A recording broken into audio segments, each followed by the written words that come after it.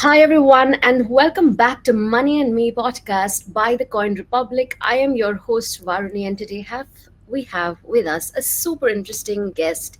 We have Sasha from Rootstock Collective. He's the founder and CEO of Rootstock, and would love to know more about, of course, the project and about you, Sasha. Welcome. Hey Varuni, many thanks for having me. Really a great pleasure talking to you today, and yeah, can't wait to see where our conversation in next half an hour or so goes to. Absolutely. I'm super stoked, and so are our viewers because we're going to be talking about some key improvements as well as some key implementations that you guys have brought to Bitcoin. But before we deep dive into that, there's one question that I always ask my guests on Money and Me, and that is, how did you find yourself in this rabbit hole of a space that we call Web3? If you can talk a little bit about your journey in this space and what made you stick around for so long, Sasha, that would be great. Great, yeah, thanks. So I joined the whole space around like 4.5 years ago, and that was my very first job in the Web3 space, and it was directly with Rootstock Labs at that time. Before that, I've done, a couple of entrepreneurial journeys. I've worked a lot in mobility, and as I'm from Germany, especially the southern region of Germany, I of course started my whole career like with automotive because this is kind of like the home of Mercedes-Benz and Porsche. But I discovered for myself pretty early days that I'm definitely not going to follow any enterprise corporate track at all. So I immediately started joining startups ever since then. I founded or co-founded a couple of them myself. Then I ended up 2021 in the Web3 space. I find like for myself always interesting to do stuff that's more on the pioneering side, right? Like to do stuff that nobody has ever done before. I've done it like in the mobility sector. I've done it in the audio technology sector with a friend of mine when we did a startup like 10, 12 years ago. And this was the next opportunity to do so. So when I was checking like for new opportunities and sectors to dig into, Web3 immediately caught my attention. I like the vibe, I like the people, and I think one of the main advantages is also like that you keep learning every day. And this is also something about that sector what really fascinates me and made me also stick around because yeah, there's always new stuff and good stuff to do. Absolutely. And there's so many amazing people like yourself that we meet day in and day out in the Web3 space that tell us about the amazing things that are happening. When I was reading about Rootstock Collective, there was something that caught my eye, especially the entire narrative around Bitcoin. And I was thinking that in a world of layer two, layer threes, how did you guys stick with Bitcoin? And I think we'd start off with asking you if you could explain Rootstock Collective, what it does to, let's say, a 5-year old. How would you do that? Oh, that's a complex one. Like sometimes it's even hard like to explain to people that have a bit of like basic or foundational knowledge, right? But maybe one step back before we look at the collective, like just to also understand what's Rootstock itself. So Rootstock itself was like launched 7 years ago. It is the very first Bitcoin L2 sidechain, so the one that brought it to the game, the OG, if you will. And the basic idea back then was like to combine the best of both worlds, like the safety, the security, and the store of value of Bitcoin with the programmability and the flexibility from Ethereum, because back then there was no smart contracts on Bitcoin, right? So Rootstock brought a lot of good things into that world. Like we brought EVM compatibility. We were the first ones ever to do merge mining. One of our founders back then flew once a month, like to China for 1.5 years to convince the miners back then, like to do something like merge mining. He keeps telling the story like, I keep telling them like there's those 5 guys in Argentina. They want us to do something that nobody has ever done before. So can you please support us on that journey? And you can imagine like how the people looked at him, but like apparently everything went well, and this is where we are right now. So coming from that point with Rootstock, like building all of that, bringing the first big partners into the game, the first that have been with us like for quite some time now, helping them on their journey to develop their end user products, etc. At one point, we came to the conclusion it's all quite good and it's working well, but it's still like Bitcoin by its traditional definition is still mainly rewarding the miners and the hodlers, right? Because nobody has ever thought about what's happening to builders, what's happening to people that believe in those builders and want to support them, what's happening for them, like in terms of rewards, incentives, whatever. And I think this is also the point when we realized for ourselves, like we need to fill that gap. And Rootstock Collective in form of a DAO was the best idea that we came up with there, in our opinion, because it helps to reward those people and incentivize them, like to find solutions for builders and also for the builders that really help to grow that ecosystem that then get voted by people that truly believe in them, our backers / stakers, and also find mechanisms to reward those guys. This was kind of like the core idea where we came from and what we're still pursuing here. So I'm sure that a lot of people attempted at doing what you guys did. Not sure actually. That's something that you would have to guide us through. Was this something that people were trying to attempt to do? And if yes, how did Roots sort of stand out from all the different DAOs that are placed in the market? What different challenges are you guys tackling from the marketplace at large? Very good question. I think more or less like most DAOs have similar problems, right? Like when I talk to a lot of the other governance folks, that you get to know like over time more and more, right? Like, and everyone is sharing like their stories, their challenges, their problems, etc. It's very interesting because most of it is the same. Like everyone tries to grow their ecosystem. Everyone has the same struggle with voting fatigue or concentration of power, etc., in form of delegates, etc., right? But like, I think what we did slightly different. I mean, first of all, we are the first one ever on Bitcoin. So on Ethereum, of course, like, or other blockchains, there's like a lot of DAO activity already going on. And we also tried to take a lot of those lessons learned. We teamed up with like amazing companies and projects like Stable Lab, who did like MakerDAO back in the days, who done and supported like many other DAOs. We've also teamed up with a lot of different other players in order to really make sure to take all those lessons learned and incorporate in our thinking. And I think what we've done fundamentally different, apart from launching it on Bitcoin, is that we came more from that ecosystem growth economic perspective, if you will. So we really wanted to see where is a mechanism to make that fair value capture for the builders happening. And I think a lot of the other DAOs came more from that governance angle first. We came from, we want to go decentralized. We want to outsource a lot of power to the community. But the main focus here is to grow that ecosystem and make sure to support those right builders. And the governance was always there as an element because it's one of the very important things if you want to do a DAO. But like, it was not the thing that triggered the whole thing. For us, it was more like a great framework and mechanic or mechanism that we can apply in order to make happen what we think. But we kind of like, came from a different direction, I would say. So that's in combination with doing it on Bitcoin, I would say is the main differentiator there for us. Why choose Bitcoin? I'm sure you've already spoken about quite a few reasons. But initially, when you were in talks with your founders around what to do, where to build, how did the idea of Bitcoin come into being? Because I've seen very few people who focused on other roles for Bitcoin other than, of course, store of value or as an investing purpose or just hodling, like you initially mentioned. So, how did you guys take it in the different way that you did? Of course, that also involves like all folks from Rootstock Labs directly, like who have been on that journey for so long now.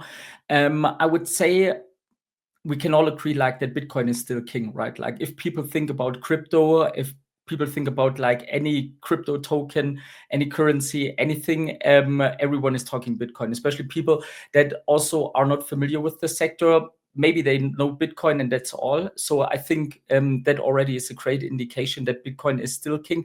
Bitcoin also comes with a lot of other advantages, like it's still the most secure network that's in existence, right? And Rootstock, with being that first L2 sidechain ever since then, has also proven that same point. Like we had a 100% uptime since its inception, which is again like 7 years ago. So I think not a lot of other blockchains and L2s have like similar metrics and performance that they can show. So this is one huge advantage. I think also like that Bitcoin ETH is about like doing a lot like for the good and for the public good, supporting people like in regions where there is like low access or no access at all, like to fair financial systems, is something where like the origin of Rootstock is as well, right? Like I said, it was founded by 5 people from Argentina.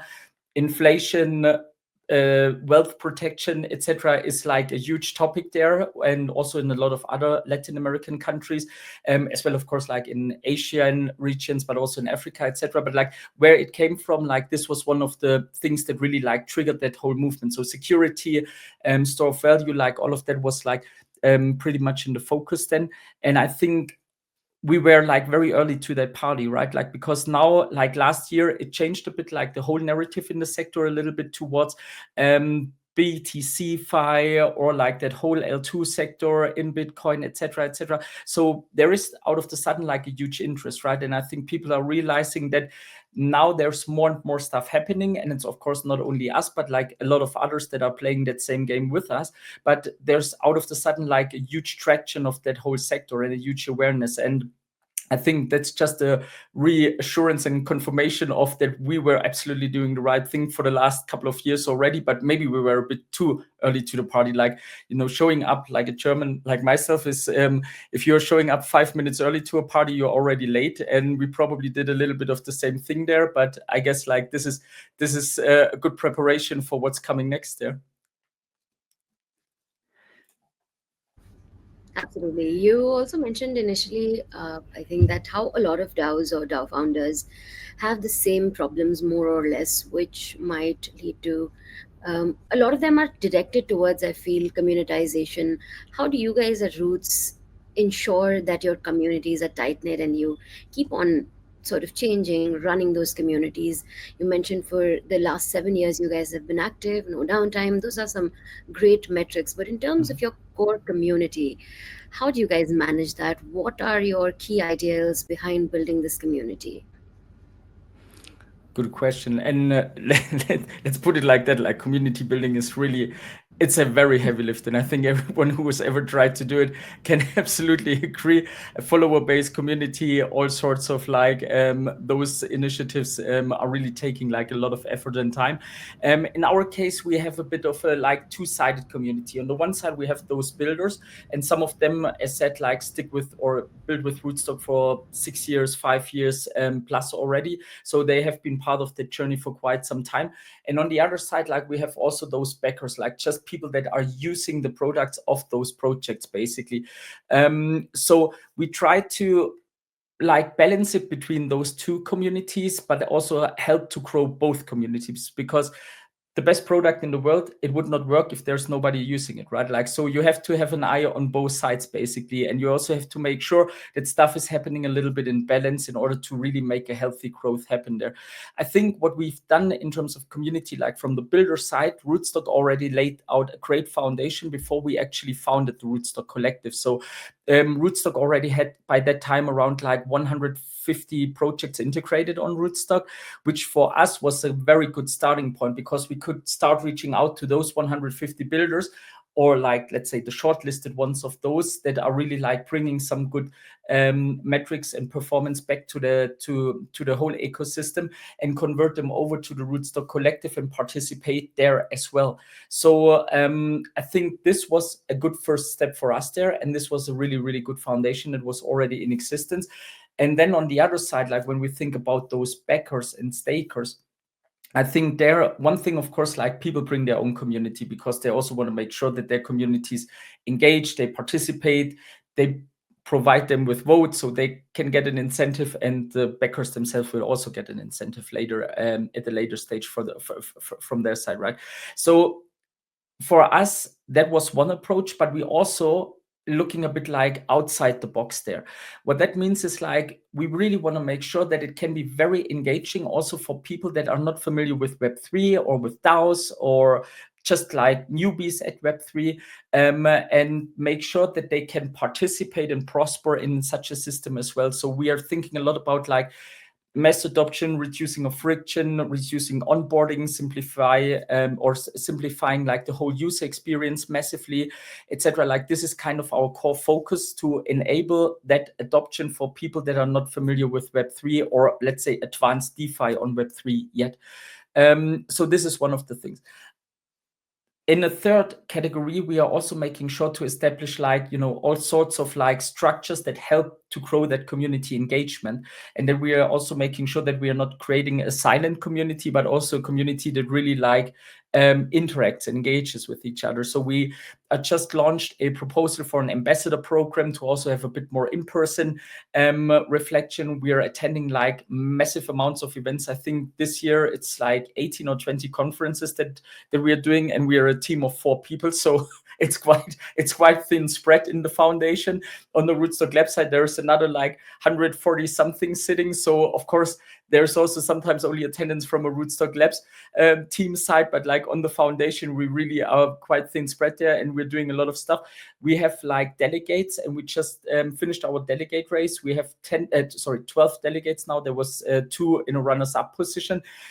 So, we really want to take it seriously, implement all those structures that are quite common in that area, but also make sure that we really take all those lessons learned, all those best practices, to make sure that we start already at a very high standard, and that all of those folks know about their role and how they really like need to help us keep that community engaged, growing, etc. You're absolutely right. Communities are what make the core of Web3, and we've seen that for ages now. I mean, Bitcoin maximalists were in fact a community in the beginning, and now we have institutions joining the sort of name of Bitcoin maximalists.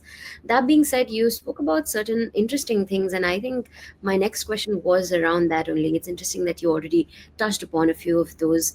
That being mass adoption, making users trying to onboard onto Web3 a lot easier, which I feel comes with easier UX, UI. And interestingly, that's something that you guys are already focusing at. I'd love to know how, if at all, you guys are focusing at it. And what sort of a mass adoption are you looking at when we talk about making it easy for Web2 crowds? Because so many founders have been looking at Web3 with a Web3 lens and talking about mass adoption, that they're missing out on the key point, that the ultimate goal has to be to make Web2 Web3 and not keep sailing in the Web3 boat. So how are you guys planning to do Absolutely. that? Absolutely. So yeah, let me put it like a different way. Like the way how I typically describe it is like, we as an industry, when we think, and you're absolutely right there, like think about simplification and like better UX, etc. I always like to take the analogy like of like when you use, for instance, like your Visa or your MasterCard, right? And you go to any point of sales, you purchase an item, you pay, like you tap your card or your phone and you pay for it, and boom, done. You don't have to worry what's happening in the background, right? There's 6 or 7 things happening depending on, I guess, like what point of sales terminal, and then what credit card and what handler of the credit card, whatever. Like there's a couple of steps happening in the background, but you as a user, you would never know. In crypto, we kind of not only force people like to know those steps, but also to execute half of them manually, right? And then we're still talking about, we removed so much friction because now you just need to do 2 or 3 of those steps in order to do something at the end. And you purchase or needed to buy a byproduct, whatever. Like, but it's really like it's a very, very intense user experience, and not the people a lot of people like would easily follow that. So this was kind of our core. And then one of the things we realized quite early is you need to team up with the right people. So we just recently launched our cooperation with Reown, formerly known as Wallet Connect, and their focus is quite similar than ours. And we just realized that during ETH Denver this year, when we had like several conversations with them and seeing how they focus on their especially onboarding experience, and us seeing that we have like a lot of friction happening in that sector, it was quite clear for us to team up with them. And what it will resolve for us is like, First of all, you can easily create a wallet or connect your existing wallet, right? The second is you have on-ramping opportunities there. You have like an aggregator with Mail.io, but you also have like Coinbase integration and some others. So you can on-ramp quite easily, also with a classic credit card or your PayPal or whatever. If you don't have a wallet yet, you can also just use like their social login. So you can create a wallet with your social logins. Can be custodial, non-custodial, right? So a lot of friction that's removed there. And that was one of the pain points that we saw with a lot of our users. So this is something where we wanted to really focus on. But then we took it also further, like we're currently revamping our whole UX for the D app, because we also saw like some things just grew over time, and we are still pretty new. We launched 8 months ago, 8 months ago, or 8 months ago. So it was still quite new, but we are already at a stage where we see like there's so many things that we can just clean up and make very intuitive to people compared to what it was at the very beginning. So this is something where we internally focus a lot. And then we want to basically combine all of that experience together in a mobile first experience as well. So we want to make sure that people have easy access from whatever device they want to use. Because again, like if you have a D app that works like in a browser only, and you want to show it to people if you're on a conference, or you want to pitch it to people on stage, it's just always like coming with a lot of friction. If you could just take your phone, give it into someone's hand, and then our ideas, and this is probably the 7 seconds everyone should remain like from that conversation, because I learned like from average TED Talks, people remember 7 seconds. So if you remember only 7 seconds, it's about, we want to go to a stage where people can completely onboard from being a newbie in Web3 or even a Web2 user to Rootstock, getting their first riff, having their first wallet created, and directly voting on a proposal in the DAO in less than 3 minutes. And we're pretty sure that we can do it like in the next 3 to 4 months. So this is kind of our goal there. And this is what we think can lay that foundation for a mass adoption stage. Absolutely, and I think simplifying is the key that most of the founders are missing out. And it's great, Sasha, that you and your team are sort of focusing on that and aggressively, I must say. What you're saying, a quarter, and we'll see all the amazing things that you talk about. Well, that's great, and I'd urge my users to definitely go back and check out Roots Collective and whether Sasha has actually fulfilled the promise of achieving whatever he said, which I'm sure you would. That being said, you mentioned about your quarterly roadmap, which looks great. I must say, kudos to you and the team on executing such a tightly knit plan, and that too so soon. But if we talk about the next 3 to 5 years, and I know that it's a long time in the Web3 space and would probably be governed by robots or AI by then. So, what do you think is the roadmap for the next 3 to 5 years for Rootstock Collective? You guys have already been in the market for 7 years. So, unlike projects who've just developed and are taking baby steps in this space, I'm sure that your vision and roadmap is a lot clearer. And I'd love for you to draw that roadmap for our listeners today. Okay, so I think this is even more actually like still on the vision point, right? Like if you think about 3 to 5 years in crypto, this is where everyone probably would still say vision. I think for us overall, the mission is like to further accelerate the growth and decentralization of the Rootstock ecosystem, and how we can help from the Rootstock Collective, growing those communities, making sure that we get more builders in, that we get more people voting for those builders in, etc. So this is like our mission, maybe to up to those 3 years. From then on, I think our overall vision is more like to make Rootstock the most decentralized and self-sustaining ecosystem built on Bitcoin. This is kind of the core where we want to go, right? Like we want to make sure that we get to a stage where there is something like mass adoption happening. And I think when we talk mass adoption, we are not out of the sudden talking about hundreds of millions of people. Like maybe mass adoption for crypto starts like with 7-digit, 8-digit numbers, right? Like, and then we're probably already really, really good. So I think for us, like making mass adoption in theory possible, seeing some numbers growing on that behalf, and making sure to further grow the ecosystem of Rootstock, bringing in that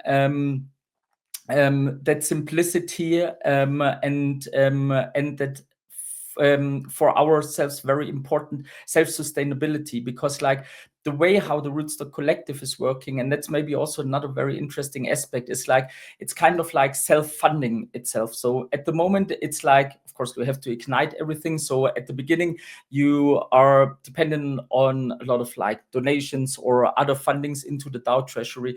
But the interesting part, and that's our route forward by then, like when we talk those 3 to 5 years, is that we start allocating all revenue streams from Rootstock back into the DAO treasury. So transaction fee share that typically comes to Rootstock.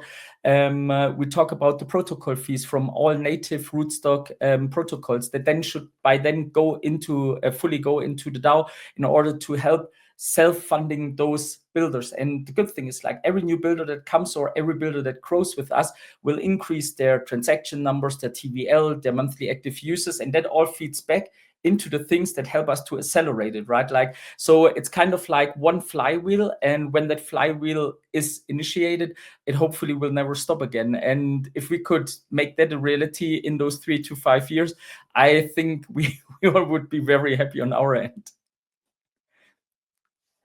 Absolutely. I do agree with that.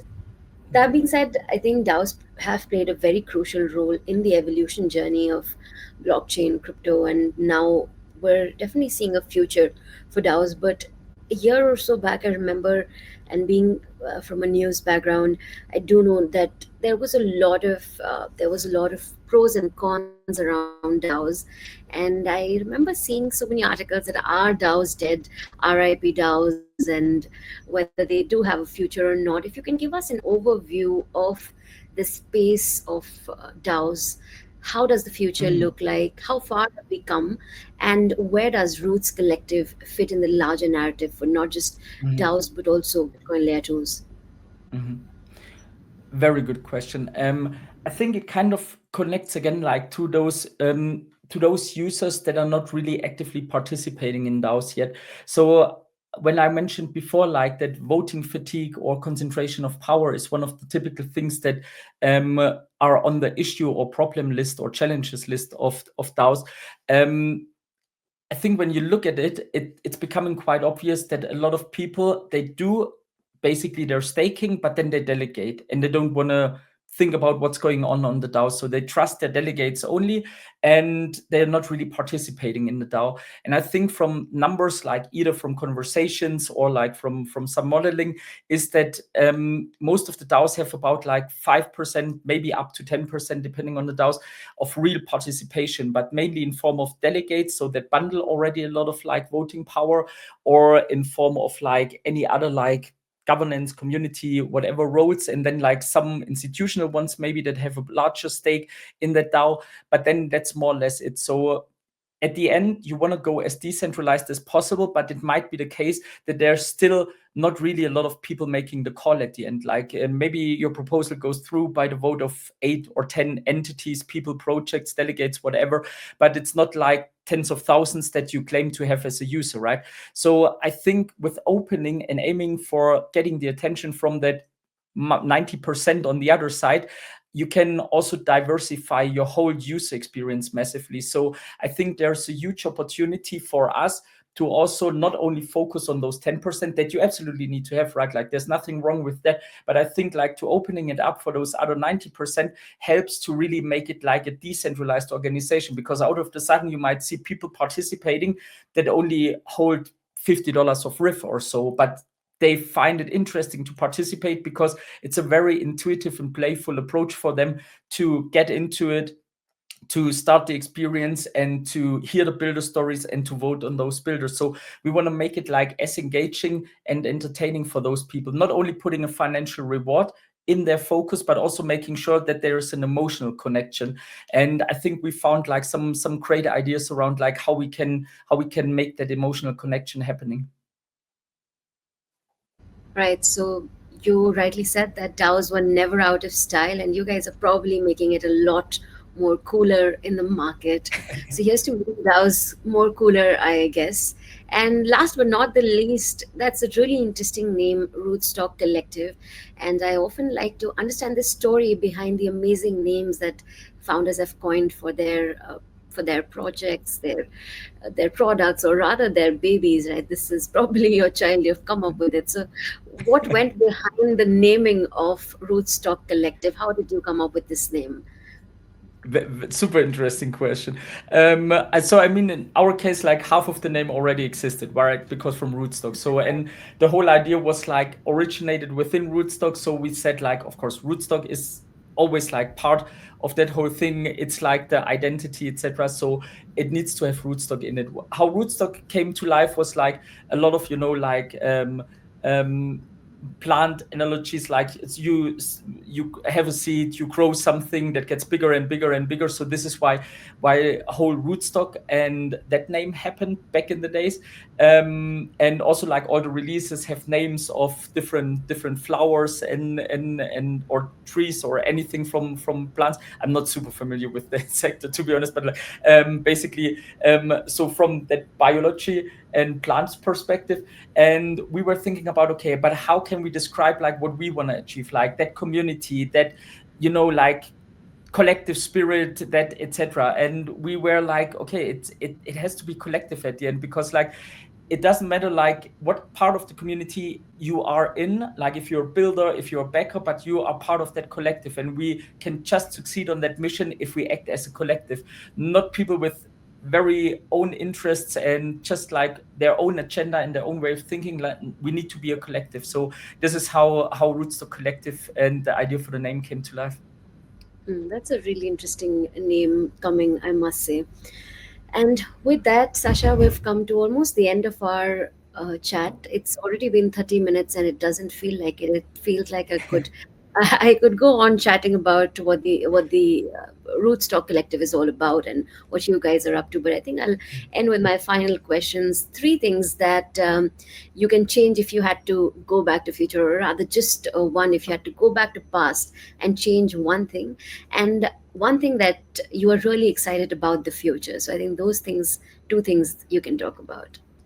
Okay, one thing, if I could go back. So, and then if I could go back specifically on Rootstock Collective, or okay. Anything, I think, anything in life that you want to talk. No, I think specifically on the Rootstock Collective, I think yeah, putting more UX focus from the very beginning. I think we are already at the great stage now. I think it's very attractive to already use it, but there's still some things that would still hold back Web2 users or Web3 newbies. So I think focusing more on that side from the very beginning would have made a lot of sense. But like, there was time constraints, there was project deadlines, so we had to do what we had to do, and now we can still clean it up and fix it. But that's probably one of the things I would have changed there. One thing, what was the when I look in the future, right? Of course, also related like to UX, to make really that mobile first experience happening. For us, it's also like a cornerstone, like when we think about like how we do that, how we connect that emotional connection between those backers and the builders, but that I mentioned earlier.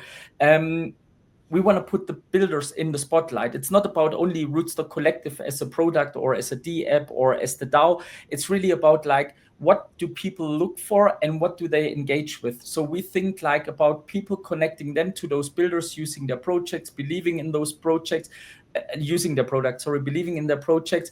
This is where like that comes from. Like this is when you really have an organic community that then becomes a collective. So if we can manage to make that happen and to continue doing a fair value capture for both sides, so that everyone gets their fair rewards, that they get their riff into action basically in form of stake riff and get good returns on that, like I think this is what we can really aim for, like rewarding those folks and making sure to grow that community as a collective.